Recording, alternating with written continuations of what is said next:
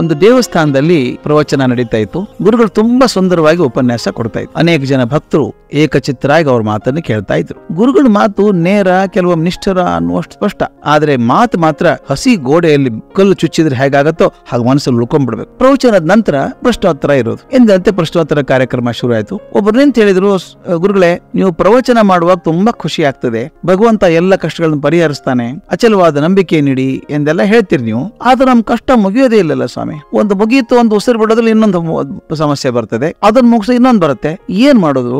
ಮತ್ತೊಬ್ಬರು ಎದ್ದು ನಿಂತ್ಕೊಂಡ್ರು. ಅವ್ರ ಮುಖಾನೇ ಪ್ರಶ್ನಾರ್ಥಕವಾಗಿತ್ತು. ಸ್ವಾಮಿ, ಮಗಳಿಗೆ ಹುಟ್ಟಿದಿಂದಲೇ ಕಾಯಿದೆ ಬಂದಿತ್ತು.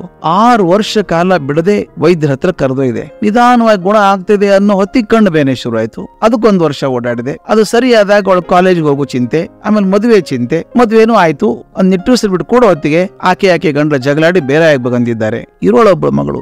ಏನ್ ಮಾಡ್ಬೇಕು ಅಂತ ತೋಚ್ತಾ ಇಲ್ಲ ಸ್ವಾಮಿ. ಭಗವಂತನಲ್ಲಿ ನಂಬಿಕೆನೋ ಇದೆ, ಅದರ ಪರಿಹಾರ ಕಾಣಿಸ್ತಾ ಇಲ್ಲ ಅಂತ ಕಣ್ಣಲ್ಲಿ ನೀರು ತುಂಬಿಕೊಟ್ರು. ಕಷ್ಟಗಳ ಪರಂಪರೆ ಹೊಡ್ತು. ಎಲ್ರು ಹೀಗೆ ಶುರು ಮಾಡಿದ್ರು. ಗುರುಗಳು ನಕ್ರು. ನಿಮ್ಗೆ ಯಾರಾದ್ರೂ ಬನ್ನಿ ಇಲ್ಲಿ ಅಂತ ಕರೆದ್ರು. ಒಬ್ರು ಎದ್ದು ಮುಂದೆ ಬಂದ್ರು. ಗುರುಗಳು ಹೇಳಿದ್ರು, ನೋಡಿ, ನಿಮ್ ಪಕ್ಕದಲ್ಲಿ ಆ ನೀರು ತುಂಬಿದ ಲೋಟ ಇದೆಯಲ್ಲ, ಅದ್ ಕೈಯಲ್ಲಿ ಹಿಡ್ಕೊಳ್ಳಿ ಅಂದ್ರು. ಹಿಡ್ಕೊಂಡ್ರು. ತುಂಬಾ ಭಾರ ಆಗಿದೇನ್ರಿ ಅಂತ ಕೇಳಿದ್ರು. ಇಲ್ಲ, ತುಂಬಾ ಹಗರಾಗಿದೆ, ಅಂತದೇನ ಭಾರ ಇಲ್ಲಲ್ಲ, ಒಂದ್ ಪುಟ್ಟ ಲೋಟ ಅಲ್ವಾ ಅಷ್ಟೇ ಅಂದ್ರು ಶಿಷ್ಯರು. ಒಂದ್ ಕೆಲಸ ಮಾಡಿ, ಆ ಲೋಟ ಕೈಯಲ್ಲಿ ಹಿಡ್ಕೊಂಡು ಕೈ ಚಾಚಿ ಮುಂದೆ ಹಾಗೇನೆ ಅಂದ್ರು. ಹಿಡ್ಕೊಂಡ್ರು. ಏನ್ ಅನ್ಸುತ್ತೆ ಅಂತ ಕೇಳಿದ್ರು. ಏನಿಲ್ಲ, ಲೋಟ ಹಿಡ್ಕೊಂಡಿದ್ದೀನಿ ಕೈಯಲ್ಲಿ ಅಂದ್ರು. 5 ನಿಮಿಷ ಹಿಡ್ಕೊಳ್ಳಿ ಹಾಗೇನೆ ಅಂದ್ರು. ಕೈ ನೋಯಕ್ ಶುರು ಆಯ್ತು. ಯಾಕೆ ಅಂದ್ರು. ಕೈ ನೋಯ್ತಾ ಇದೆ ಸ್ವಾಮಿ, ಹಿಡ್ಕೊಂಡು ಅಂತ. ಇನ್ನೊಂದು ಅರ್ಧ ಗಂಟೆ ಹಿಡ್ಕೋಬಹುದಾ ಅಂದ್ರು. ಅಯ್ಯೋ ಇಲ್ಲ, ಕೈ ಹೊರಟು ಬಂದ್ಬಿಡ್ತದೆ ಅಂತ. 2 ತಾಸು ಹಿಡ್ಕೊಂಡ್ರೆ ಏನಾಗ್ತದೆ ಅಂತ. ಸಾಧ್ಯವೇ ಇಲ್ಲ, ಕೈ ಮರಗಟ್ಟಿ ಬಿದ್ದು ಹೋಗ್ತದೆ, ಲೋಟ ಕೆಳಗೆ ಬಿದ್ದು ಹೋಗ್ತದೆ ಅಂದ್ರು. ಹಾಗಾದ್ರೆ ಏನ್ ಮಾಡ್ಬೇಕು ಅಂತ ಗುರುಗಳು ಕೇಳಿದ್ರು. ಏನಿಲ್ಲ, ಲೋಟ ಕೆಳಗೆ ಇಡ್ಬೇಕು ಅಷ್ಟೇನೆ, ಹಿಡ್ಕೊಂಡು ಯಾಕೆ ನಿಂತ್ಕೋಬೇಕದನ್ನ ಅಂದ್ರು. ಆ ಗುರುಗಳನ್ನ ಕೇಳಿದ್ರಂತೆ, ನೋಡಿಪ್ಪ, ಎಲ್ಲರೂ ಲೋಟ ಕೈ ಹಿಡ್ಕೊಂಡಿದ್ರಲ್ಲ, ಲೋಟದ ತೂಕ ಹೆಚ್ಚಿಗೆ ಆಗ್ಲೇ ಇಲ್ಲ, ತೂಕ ಅಷ್ಟೇ ಇತ್ತು. ಎಷ್ಟು ಜಾಸ್ತಿ ಸಮಯ ಲೋಟ ಹಿಡ್ಕೊಂಡಿದ್ದೀರೋ ಅಷ್ಟು ಭಾರ ಹೆಚ್ಚಾದಂಗ ಅನ್ಸುತ್ತೆ, ಹಿಡಿಯೋದು ಅಸಾಧ್ಯ ಅಂತ ಅನ್ಸುತ್ತೆ. ನಮಗ್ ಬರುವಂತ ಸಮಸ್ಯೆಗಳು ಹಾಗೇನೆ.